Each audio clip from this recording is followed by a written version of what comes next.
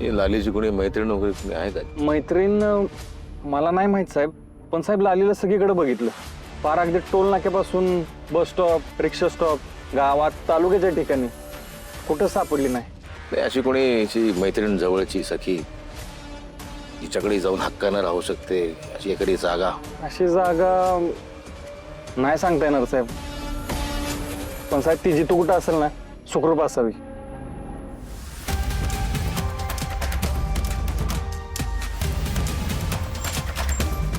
काय झालं साहेब काय माहित काय झालं, अचानक बंद पडली.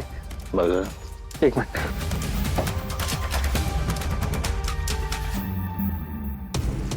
साहेब उन्हानं गाडी तापली आहे. पाणी संपले वाटतं.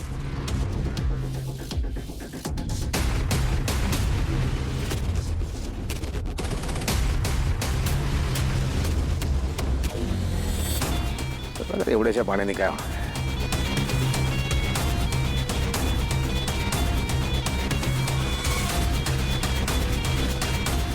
आलो पाणी घेऊन.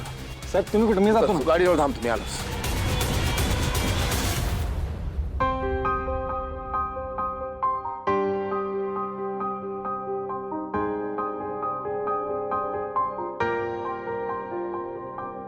तुम्ही मला आधार दिलात, आसरा दिलात, माझ्या जखमांवर औषध लावलं, मला जेवाय घातलं. तुमचं लय उपकार झालं बघा.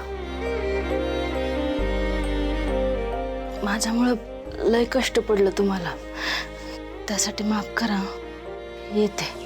अगं कष्ट कसले पोरी, तू इथे आहेस तर बरं वाटतंय. बाहेर किती ऊन आहे, तुझी तब्येत अशी आहे. काय झालं म्हणजे? आजी मला सगळं कळतंय, पण मला जाणं गरजेचं आहे. येते.